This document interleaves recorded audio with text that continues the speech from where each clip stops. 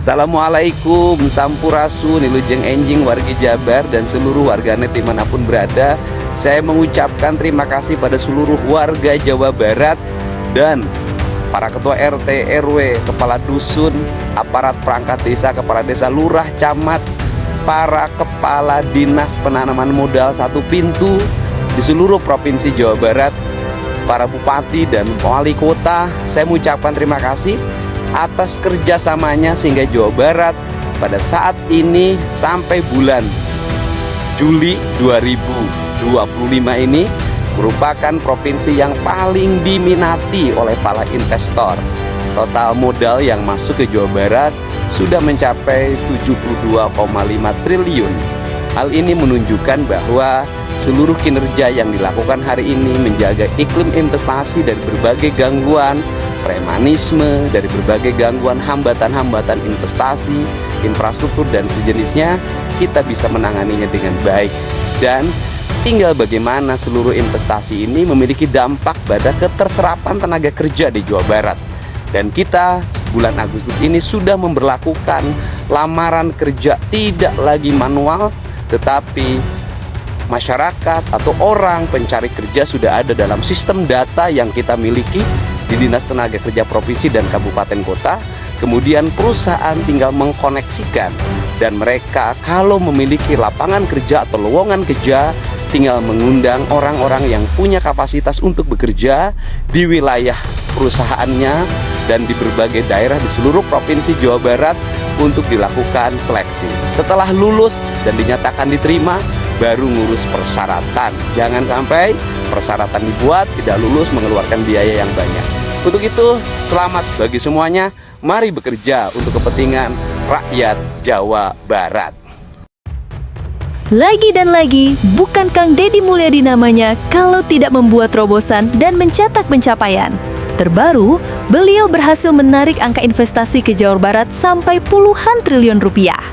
Hal ini tentu mencengangkan, karena investor mulai mengalihkan pandangan dan tidak lagi memprioritaskan Jakarta. Kenapa bisa begitu? Apakah semata-mata karena sosok pemimpinnya? Atau ada faktor-faktor lain yang bikin Jawa Barat makin seksi di mata investor? Temukan jawabannya di video kali ini.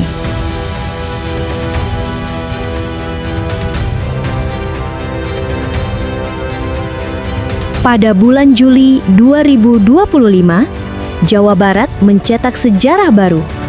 Nilai investasi yang masuk tembus 72,5 triliun rupiah. Iya, kamu nggak salah dengar, 72,5 triliun rupiah. Angka ini seolah menggambarkan bahwa Jawa Barat adalah surga investasi, karena investor lebih banyak memilih menanamkan modalnya di provinsi satu ini dibandingkan seluruh provinsi lain di tanah air. Kabar ini disampaikan langsung oleh Gubernur Jawa Barat, Kang Deddy Mulyadi, lewat akun media sosial pribadinya. Dengan nada penuh keyakinan, beliau bilang, "Saat ini, Jawa Barat jadi provinsi yang paling diminati oleh investor." Jawa Barat pada saat ini sampai bulan Juli 2025 ini merupakan provinsi yang paling diminati oleh para investor. Tapi tentu muncul pertanyaan, apa yang bikin investor tergila-gila sama Jawa Barat? Jawabannya simpel, ada dua alasan utama. Pertama, infrastruktur di Jawa Barat terus digenjot. Bukan cuma di kota besar seperti Bekasi atau Bandung, tapi juga sampai ke pelosok-pelosok. Jalan, jembatan, kawasan industri, semuanya diperluas dan dibenahi.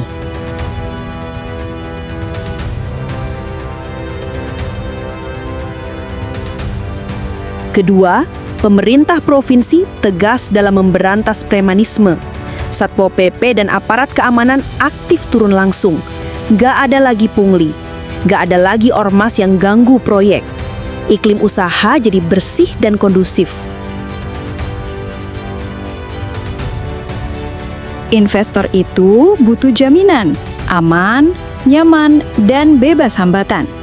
Dan semua itu sekarang mereka bisa dapatkan di Jawa Barat. Hasilnya, Jawa Barat jadi juara 1, mengalahkan DKI Jakarta yang selama ini selalu langganan posisi teratas. Berikut datanya. Jawa Barat 72,5 triliun rupiah, DKI Jakarta 71,1 triliun rupiah, Jawa Timur 38,6 triliun rupiah, Sulawesi Tengah 31,6 triliun rupiah, Banten 29,7 triliun rupiah.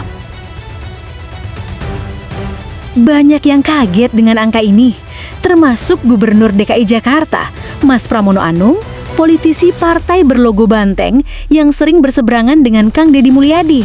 Sebelumnya, Mas Pram sudah terlanjur menyentil KDM lewat komentar sarkastis dalam pidato di sebuah acara.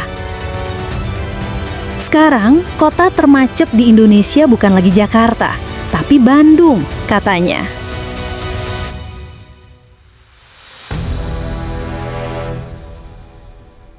Hasilnya ketika TomTom itu lembaga internasional mensurvei, karena ada Pak Gubernur Sumatera Selatan, jadi saya pengen ngomong ini.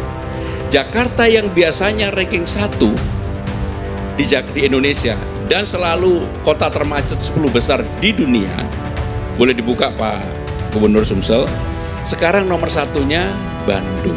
Mumpung Pak Gubernur Jawa Barat belum ada. Nomor 1-nya Bandung. Sindiran ini sangat jelas mengarah ke Kang Deddy Mulyadi. Ada apa dengan Mas Pram? Emangnya harus kalau mau terlihat lebih baik caranya menjatuhkan yang lain? Bukannya berlomba-lomba menciptakan inovasi, ini malah sibuk memainkan narasi. Duh, gimana tanggapannya ini netizen? Oh ya, Bandung ya. Pertama dari sisi aspek tugas dan kewenangan itu kan kewenangannya tugas wali kota, dan Pak Wali Kotanya hari ini sedang bekerja melakukan penataan terhadap infrastruktur lalu lintas di Bandung. Dan Gubernur juga hari ini sedang mempersiapkan konsep integrasi lalu lintas di wilayah Bandung, Kota Cimahi, Kabupaten Bandung Barat, Sumedang, dengan menggunakan model transportasi umum yang satu ramah lingkungan, dua mobilitasnya murah, yang ketiga terintegrasi, dan ini adalah bagian dari rencana yang akan kita buat. Tapi seperti biasa, beliau tidak membalas dengan debat kusir. Tidak ada postingan nyinyir. Kang Deddy tetap fokus bekerja, karena beliau tahu masih banyak pekerjaan rumah yang menanti dan harus diselesaikan segera. Salah satunya adalah persoalan pengangguran. Data dari BPS menyebutkan masih ada sekitar 1,8 juta warga Jawa Barat yang belum punya pekerjaan. Untuk itu, Kang Deddy tidak tinggal diam. Mulai Agustus 2025, pemerintah provinsi akan meluncurkan sistem digital rekrutmen tenaga kerja. Platform ini berbasis data, mudah diakses, dan berpotensi memberangus tindak pencaloan yang biasanya marak terjadi. Perusahaan bisa langsung mencari kandidat. Warga bisa melamar kerja tanpa perantara. Prosesnya cepat, transparan, dan efisien. Targetnya jelas, tenaga kerja lokal terserap, investor makin nyaman berinvestasi, warga dapat kerja layak dan sesuai keahlian. Sebagai Gubernur Jawa Barat, Kang Deddy Mulyadi paham betul bahwa apa gunanya investasi besar kalau rakyatnya masih menganggur? Apa artinya pabrik-pabrik dibangun kalau yang dipekerjakan bukan tenaga kerja lokal? Hal yang belum tentu bisa dipahami gubernur lainnya. Dan untuk memahami kenapa Jawa Barat begitu dilirik investor, kita harus lihat profilnya.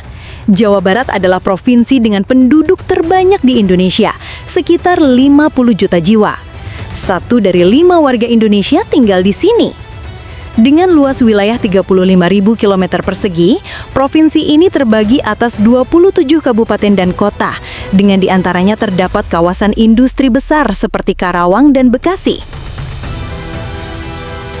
Secara geografis, Jawa Barat berada di titik strategis, berbatasan langsung dengan DKI Jakarta dan Banten. Ini menjadikan logistik perdagangan dan konektivitas antar wilayah jadi lebih efisien, suatu nilai lebih yang sangat disukai investor. Kalau dilihat dari Indeks Pembangunan Manusia atau IPM, Jawa Barat juga terus membaik. Di tahun 2024, IPM-nya mencapai 74,92 poin. Angka ini mencerminkan peningkatan di 3 aspek utama, pendidikan, kesehatan, dan daya beli. Artinya, kualitas hidup warga juga ikut naik seiring pembangunan fisik dan ekonomi.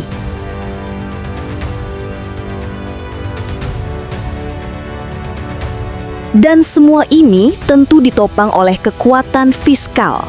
APBD Jawa Barat tahun 2025 mencapai 31 triliun rupiah. Tapi dana ini tidak dihambur-hamburkan. KDM cerdas dalam mengalokasikan APBD tersebut untuk pembangunan infrastruktur strategis, program ketenagakerjaan, dan layanan pendidikan dan kesehatan.